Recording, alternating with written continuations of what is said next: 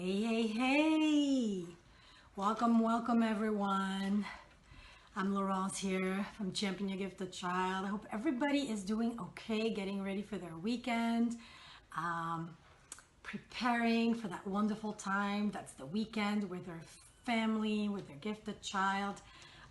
Today, I want to come on real quick to talk about a concept that I've seen taking so much importance in people's lives, and that's cycle of disconnect. So we call this in our program a cycle of disconnect. And I want to dissect what happens when your child has difficult behavior, difficulty with dysregulations, difficulty with meltdowns, aggressive behavior, oppositional behavior, and the toll it takes on our connection, on our family relationships. So, cycle of disconnect is when, you know how this starts?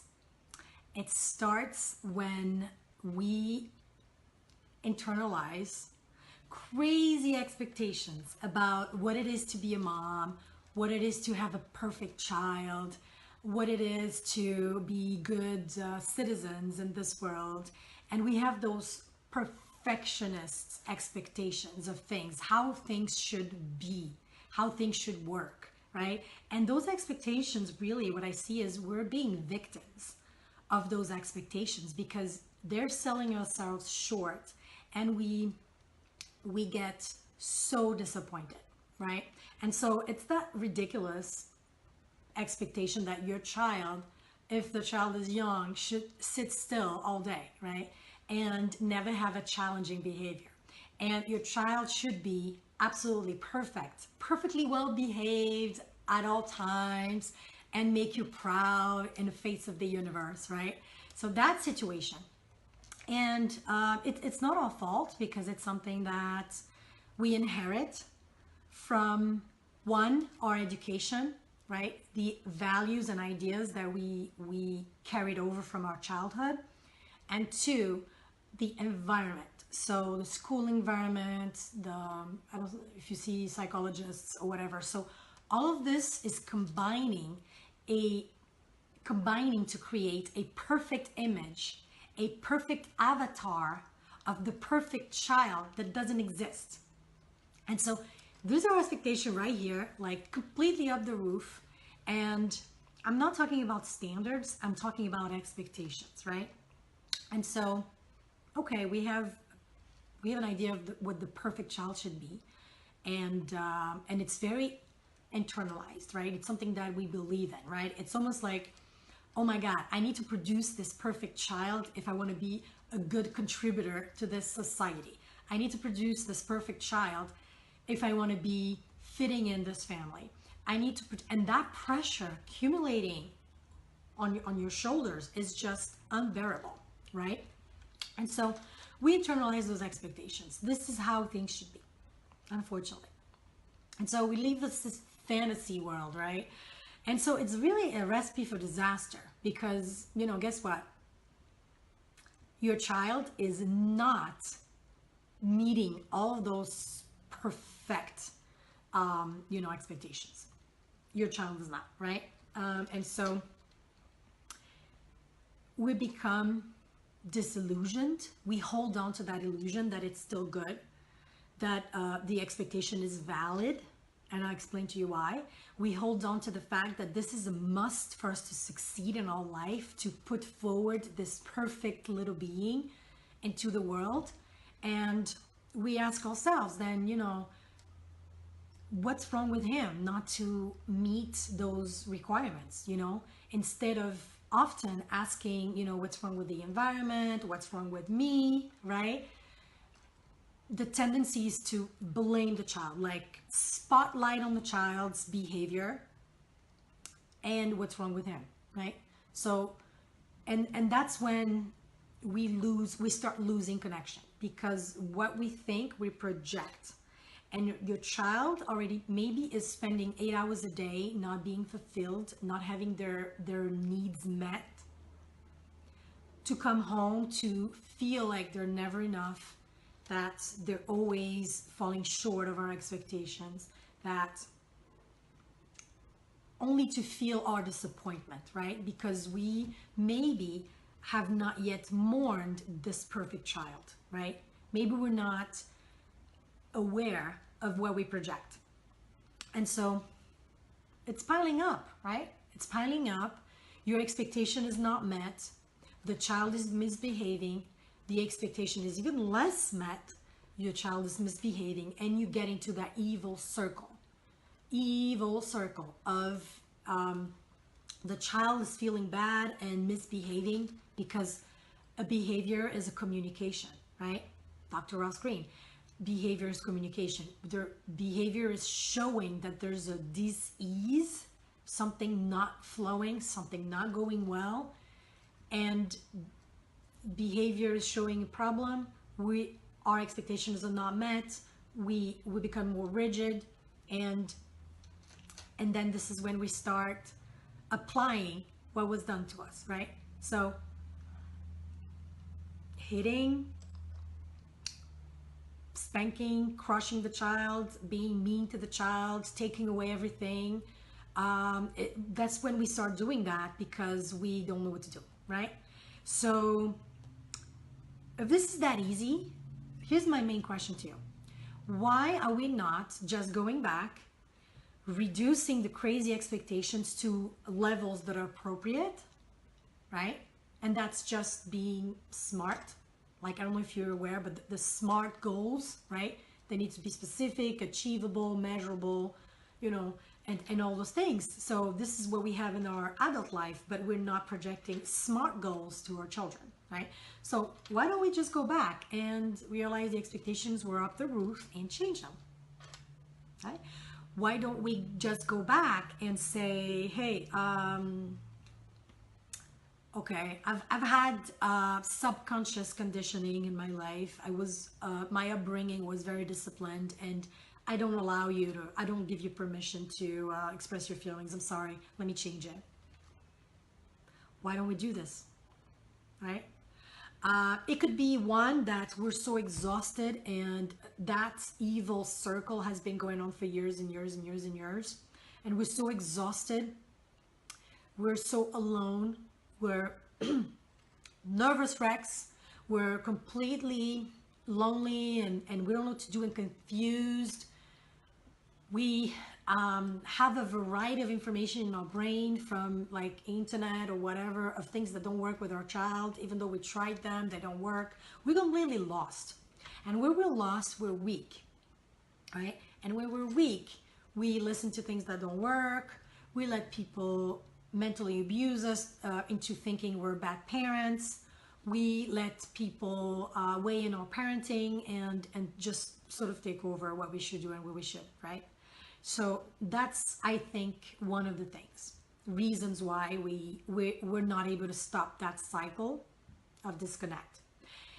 Cycle of disconnect, we call it this way because not only the behavior continuing forever and ever and ever and ever until somebody is strong enough to be the better person to stop that, but as this goes on, every cycle you give, every trip you make in this area here happening, you lose your child's trust.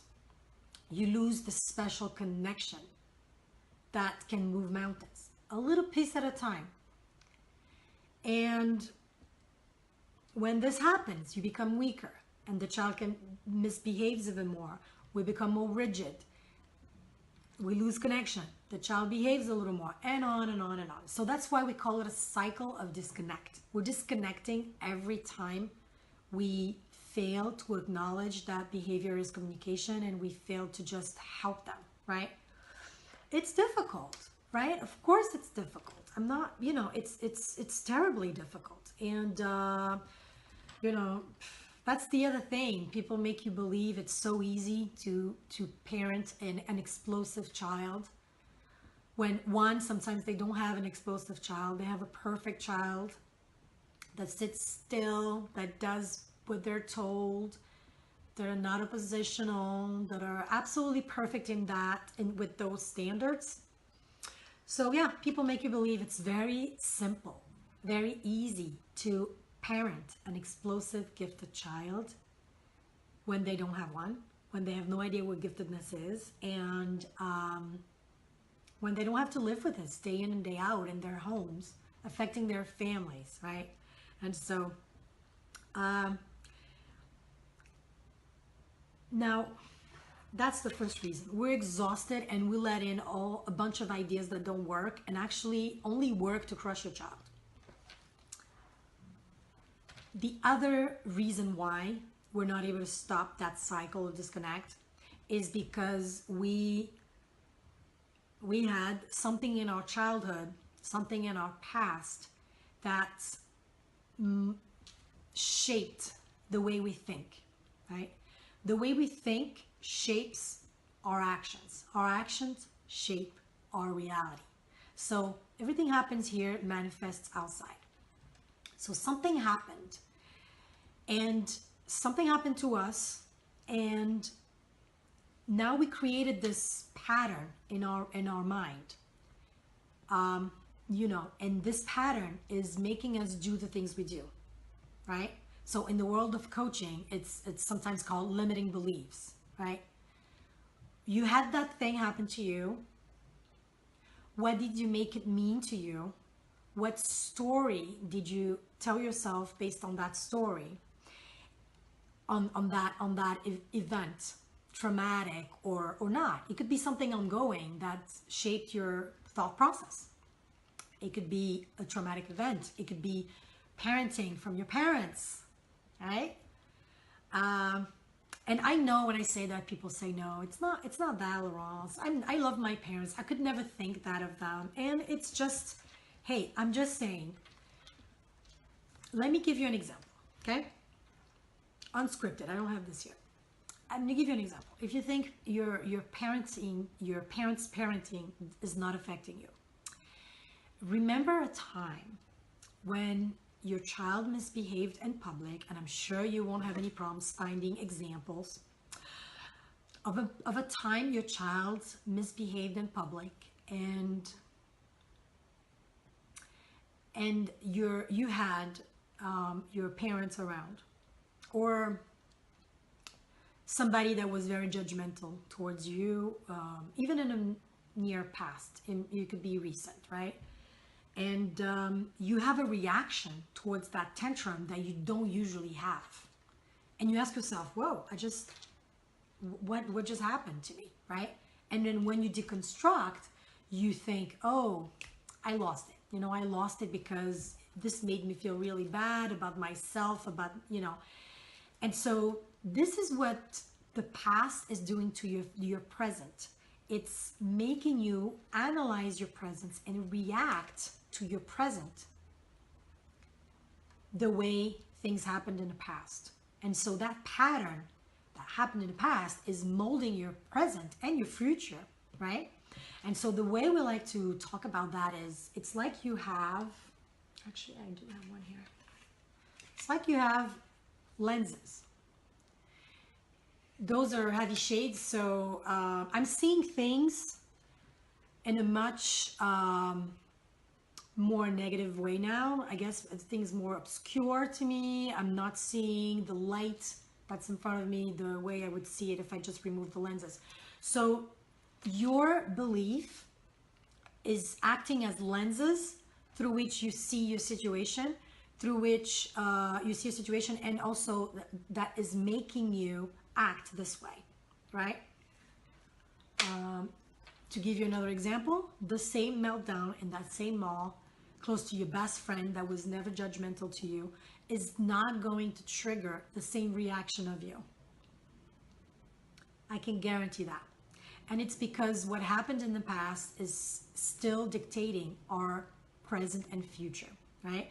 So healing your childhood, as Dr. Dan Siegel says, is the best gift you can give your child. Healing your childhood is the best gift you can give your child.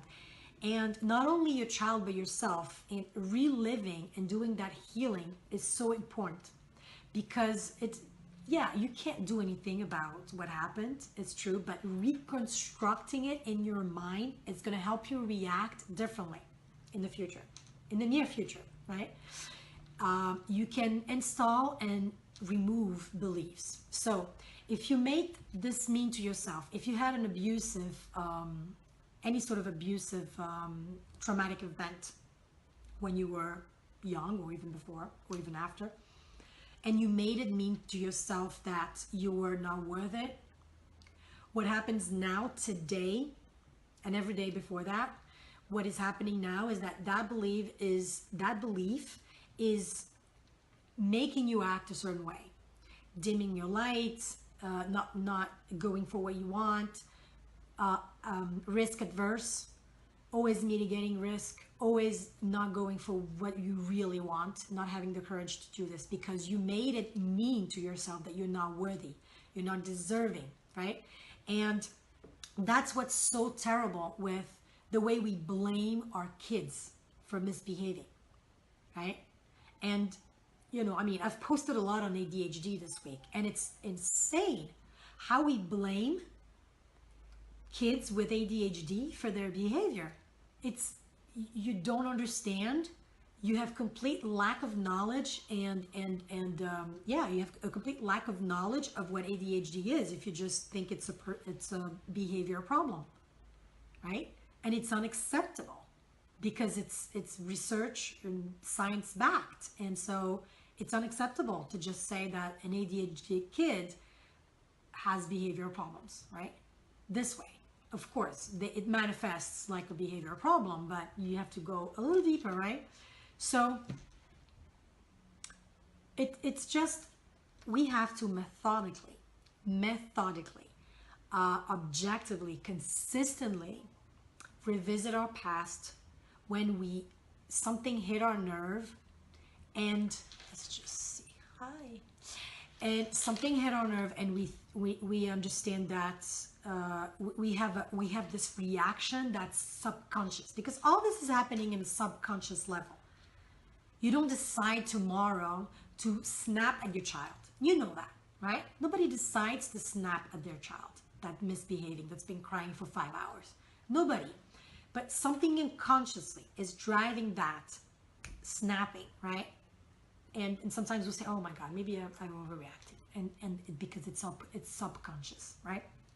So the worst thing about blaming our kids, it's that we don't understand that our reaction is driven by things that happened in the past that had nothing to do with this child.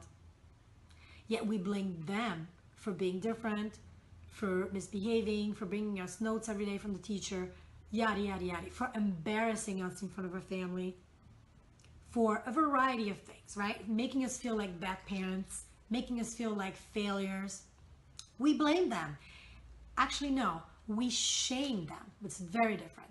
So blame is blaming for something. Shame is telling the person they're fundamentally inept. They're fundamentally defective. And so we snap, right?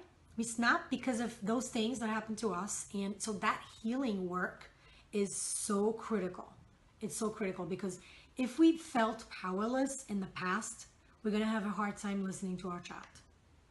If we were crushed as a child, we're going to have a hard time understanding that they don't comply, that they want to defend their self-concept. And so understanding that, you'll bridge so many gaps, right? And it's like you have somebody who lived under a dictatorship. I don't know if you've had conversations with like those people that tell you those stories, and under Pinochet this happened and that happened, and I thought about that because the other day, would you say, because I starved as a child, I'm making you starve because it's fair and it's just and it's justified? You would never say that, right? But yet we're here, we didn't get enough permission when we were kids, and we're not granting that permission. Why do we do it? Because it's subconscious. We don't get up in the morning saying, oh, I'm not going to grant permission to my child to express their feelings and run their feelings. We just do it because it's subconscious. And so the healing around this is so critical. It's going to give you so many breakthroughs in your parenting. I can't even tell you the things I've seen people do and flip around, like coming from cycle of disconnect for years and years and years, and exhaustion, and not even speaking to their kids, to getting really centered into the child's needs. And the best illustration I have for that is, how at work they say, oh, we need to be customer obsessed. We need to be customer obsessed. Everything we do is for the customer centric, right? Customer service now becomes customer obsessed because there's so much competition that we need to be customer obsessed. And so it's the same thing, like schools should be child obsessed, and schedules should revolve around the child's needs, not the opposite, right? Not the child fitting in, right?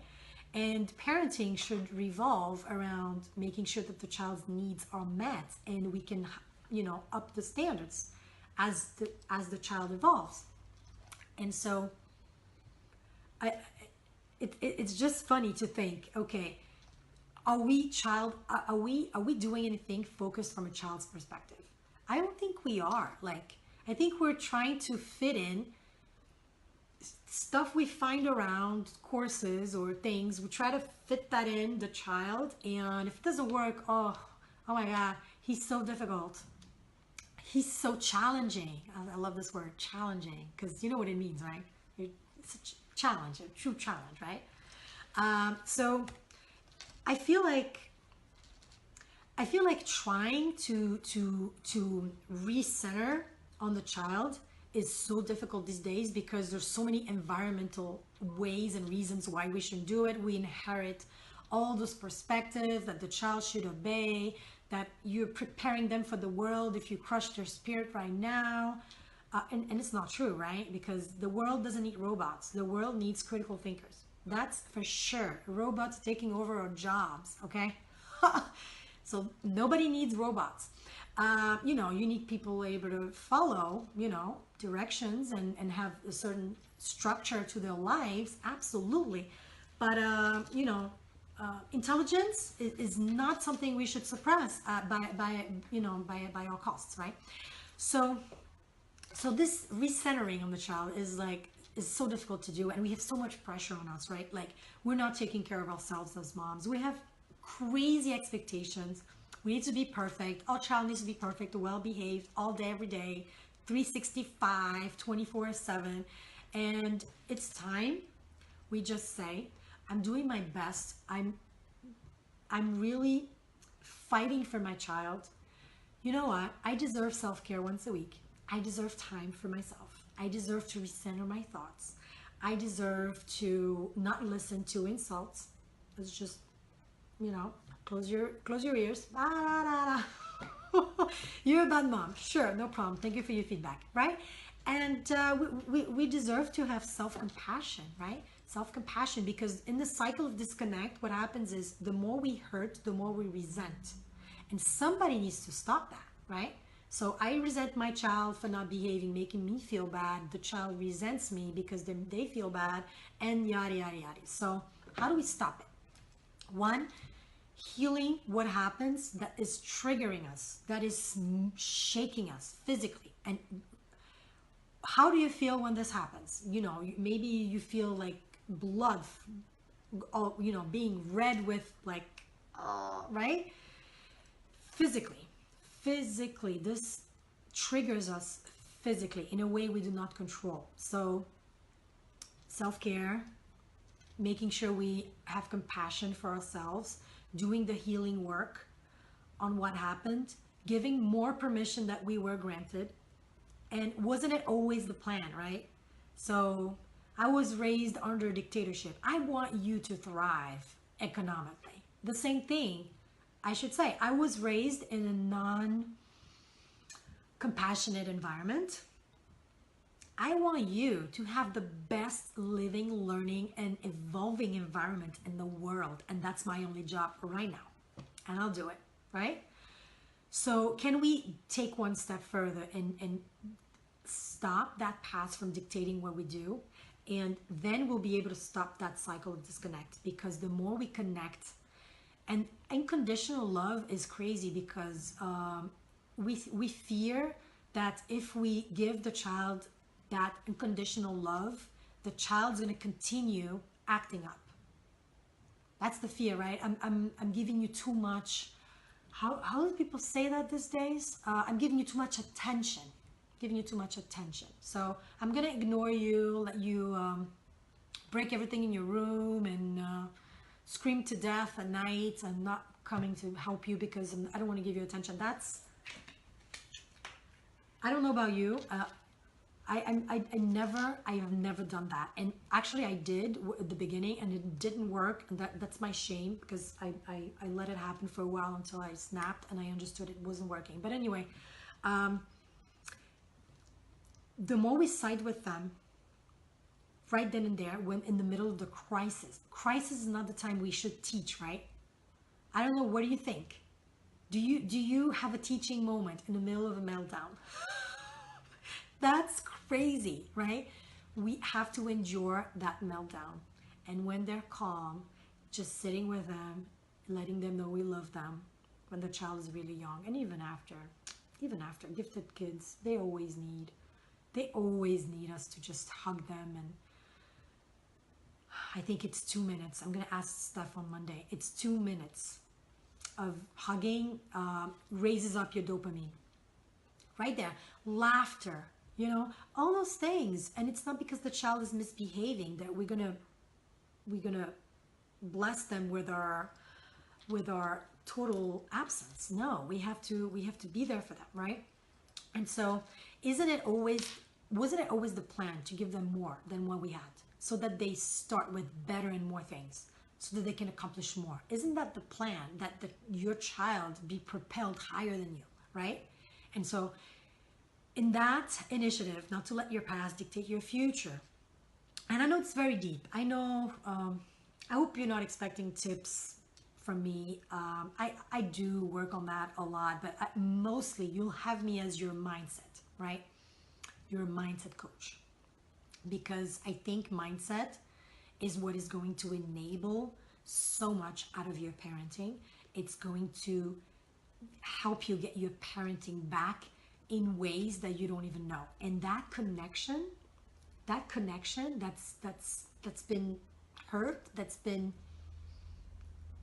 not lost, but that's been hurt, that connection you can rebuild.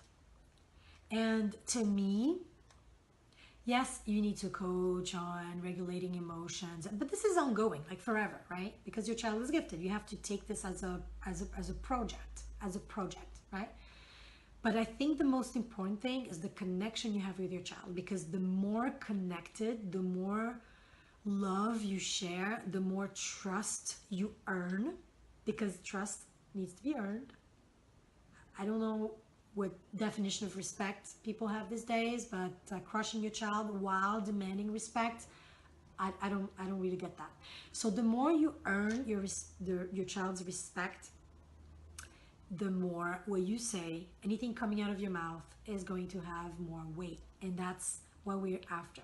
So maintain and love and cherish and protect this relationship with your child, because you're gonna go from being overwhelmed, alone, insulted, completely crushed yourself.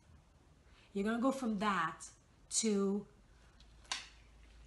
deciding to do this, removing those lenses with which you see your child, and you'll see your child in his power.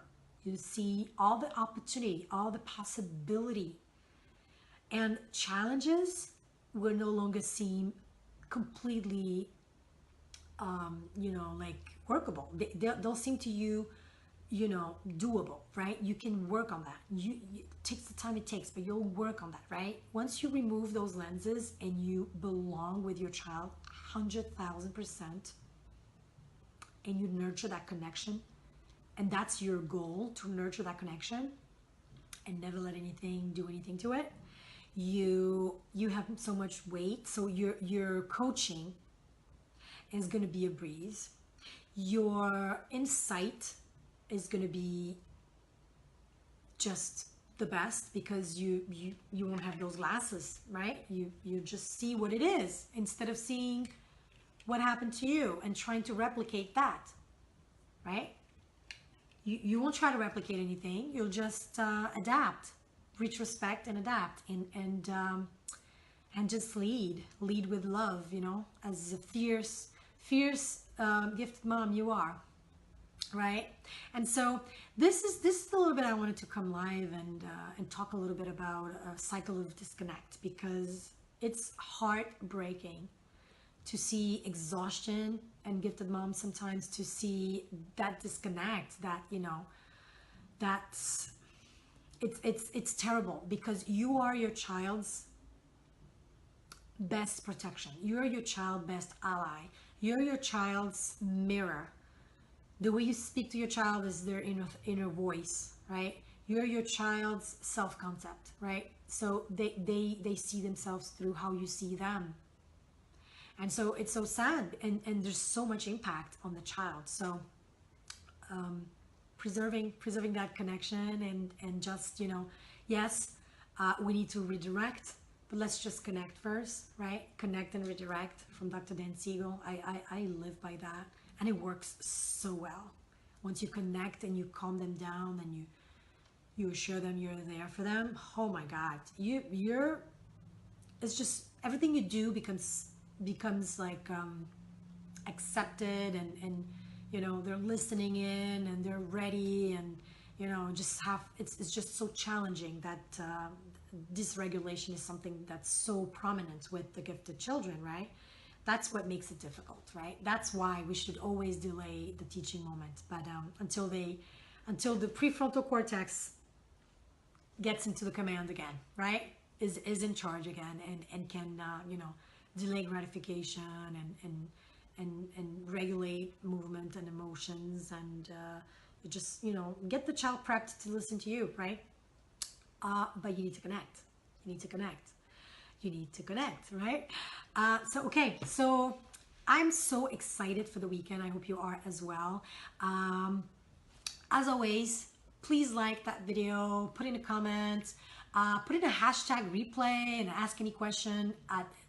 It's a very good feature, because what you do is when you put your question, it records the time, so I know exactly where you were when you ask your question. So that's pretty cool. And yeah, I love to read your thoughts. I think this group is amazing. I'm so incredibly proud and honored. And the other thing, yay! If you are interested in that cycle of disconnect, learning a little more about it, I'm going to post very soon on the blog.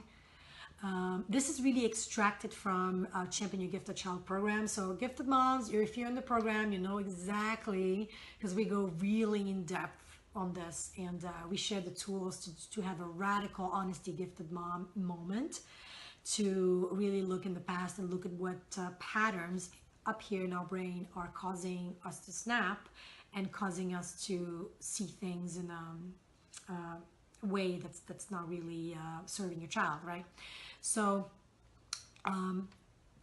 be tuned for that. And then we have moms in the program graduating soon, which means we have 2 more spots available in Champion Your Gifted Child program. And so if enough is enough, you're ready for, to be the one stopping that cycle of disconnect, you're ready to learn a little bit more about the program, what it can do for you, what I invite you to do is to book a 30-minute call with me. It's a clarity call, so I'll speak a little bit about the program. If you're a good match, if I feel you might absolutely benefit from it, and otherwise it's a good call. We could maybe I could give you some answers to your questions, and I can just connect with you. Okay, so I cannot wait to hear from you guys. And as always, I'll speak with you very soon, but just enjoy your weekend, and just give that little one a huge hug from the entire group. Okay, take care.